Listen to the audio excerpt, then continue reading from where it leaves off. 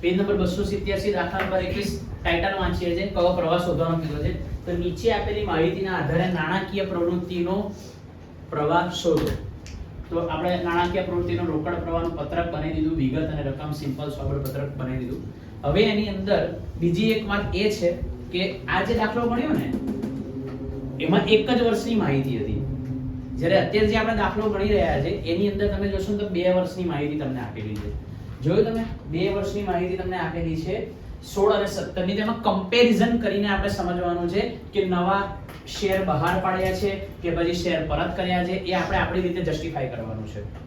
બરાબર. જો જૂના શેરની સંખ્યા કરતા એટલે કે 2016 ના શેરની સંખ્યા કરતા 2017 ના શેરની સંખ્યા વધારે લખી હોય તો તમારે સમજી જવાનું કે કંપનીના શેર વધી કેમ ના ગયા.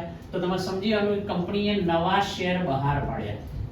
બરાબર. અને એનાથી ઊંધું, જો શેરની સંખ્યા 2016 માં લખી હોય એના 17 માં એના કરતા એની સંખ્યા ઘટી ગઈ હોય તો તમારે સમજી જવાનું કે શેર કંપનીએ શું કરી દીધા છે, પરત કરી દીધા છે. આ રીતે આપણે જસ્ટિફિકેશન કરીશું અને અહીંયા લખીશું. એમાં ડાયરેક્ટ તમને આવું બોલીને કહી દીધું હતું, એવું આપણે હવે આમાં નક્કી કરવાનું છે અને લખવાનું છે. સ્ટાર્ટ કરી દઈએ. દાખલામાં ધ્યાન આપો. સૌથી પહેલા લખ્યું છે 10% ના ડિબેન્ચર. તો પહેલા તો ડિબેન્ચર છે એટલે અહીં લખવું તો પડશે, જે 100% વાત છે કે 10% ના ડિબેન્ચર. હવે હું એ નક્કી કરીશ કે બહાર પાડ્યા છે કે પરત કર્યા છે. તેમાં પહેલા અને અત્યારે જોવાનું. પહેલા કેટલા હતા? 1,95,000. અત્યારે કેટલા છે? 2,45,000. તો વધી ગયા ને. ડિબેન્ચરની સંખ્યા એક જ વર્ષમાં વધી ગઈ. તો કેમની વધી ગઈ?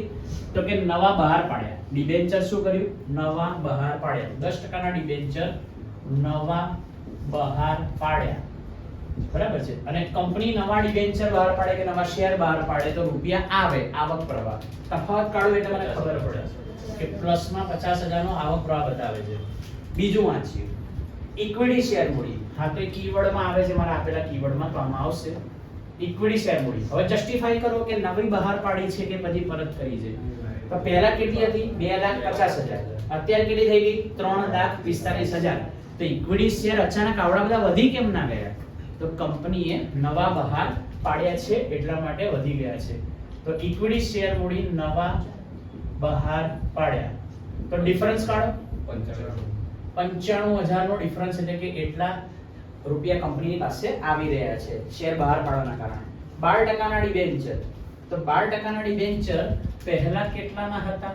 1,50,000. હા, પહેલા 1,50,000 ના હતા અને અત્યારે કેટલાના થઈ ગયા છે? 1 લાખ. ઘટી ગયા છે.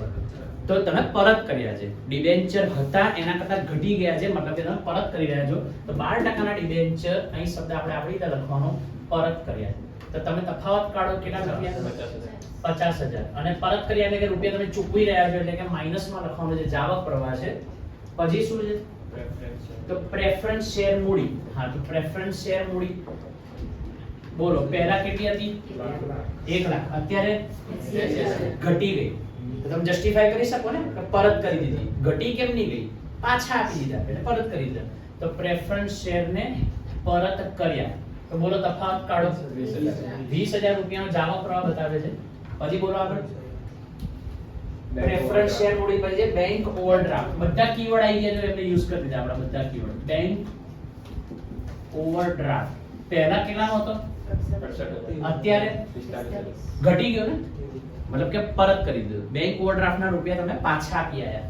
તો બેંક ઓવરડ્રાફ્ટ પરત કર્યો એટલે કે જાવક પ્રવાહ છે. ડિફરન્સ 23,000 નો ડિફરન્સ પડે છે જાવક પ્રવાહ તરીકે.